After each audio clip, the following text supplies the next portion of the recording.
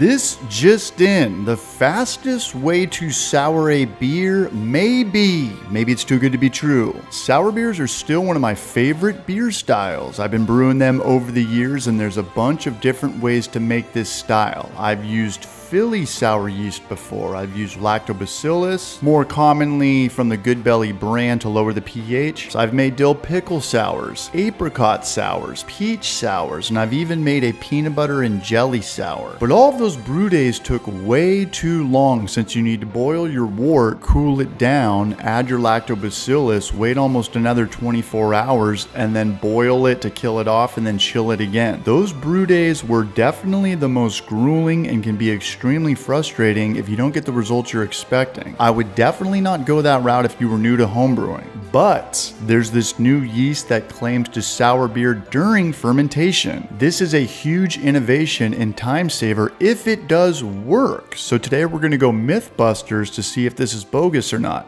Stay tuned. So how do we get this hardcore sour? Cerevisiae?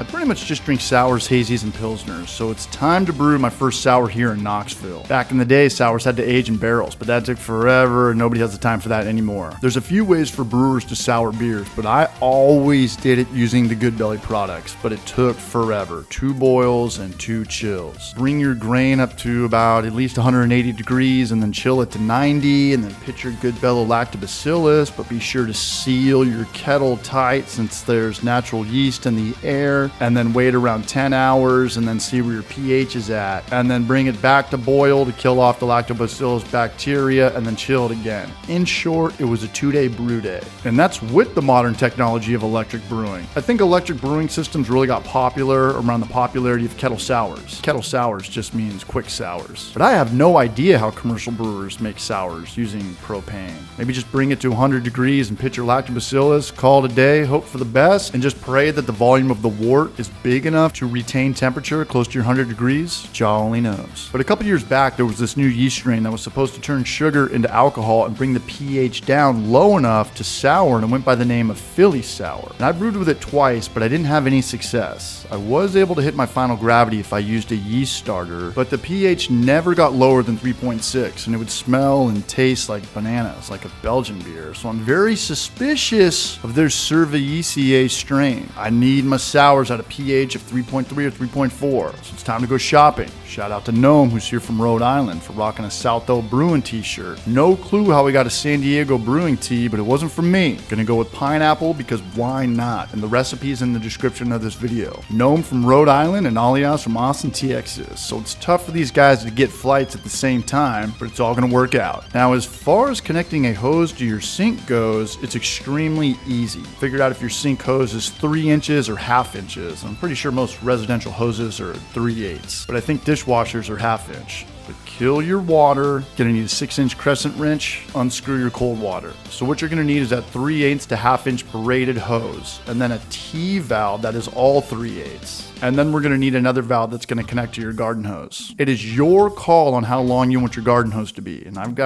think I've got a 25-foot expandable hose that's good enough for my small house. Sink hose is not gonna do the trick. If you live alone like me and you can't piss anybody off, clean everything in your kitchen. And if you want hot water, connect it to your hot water valve. Cold water for chilling, hot water for cleaning. Now, I'm kind of embarrassed to admit this, but I've never used a plate chiller before, so I'm excited to see how it works. And these quick connects make brewing much easier, and having a hose underneath your sink, big power move. As for the brew day, we're on the Clawhammer system, and my last few batches of beer have turned out better than ever, so hopefully we can keep this barrage train going. We got a gravity reading, but I forgot to film it, but after we cooled it down, it was 10:45. Bring it to a boil for 10 minutes, and now it's time to test out our plate chiller. And this VivoSun water pump and plate chiller fit perfectly in this cooler.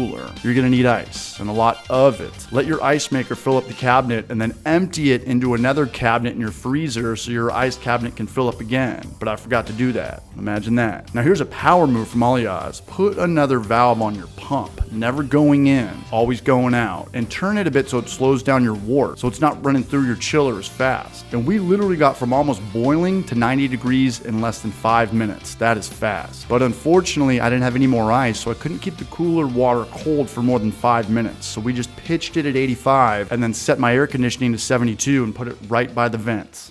time to party. Kyle and I were cruising around a couple weeks ago. I was telling him how I wanted to move to Asheville, even though I don't think I can afford it. And Kyle was looking around, checking out downtown Knoxville and seeing the houses around me. I was like, dude, CH, man, like this is better. This is cleaner and nicer and cheaper. And he was like, dude, I want to come to Knoxville. And I was like, dude, but Asheville's the #1 beer city in the world. It's my favorite city by so far, it's out of control. Kyle was like, yo, CH, there's more to life out there than just beer. I was like, whoa, I never thought of it that way. Maybe he's right. Let's go check out Knoxville.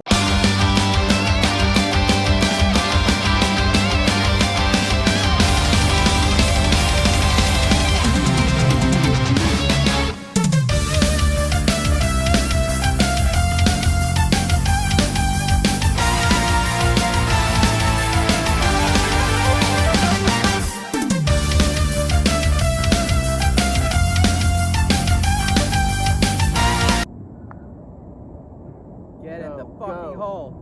Let's fucking go.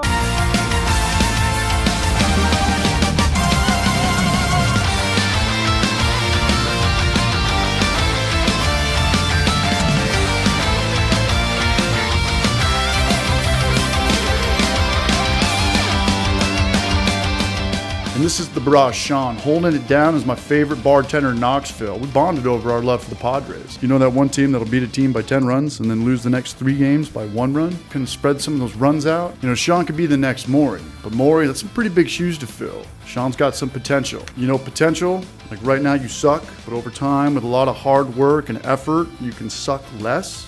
All right, but here we go. Moment of truth. What the fuck are you doing?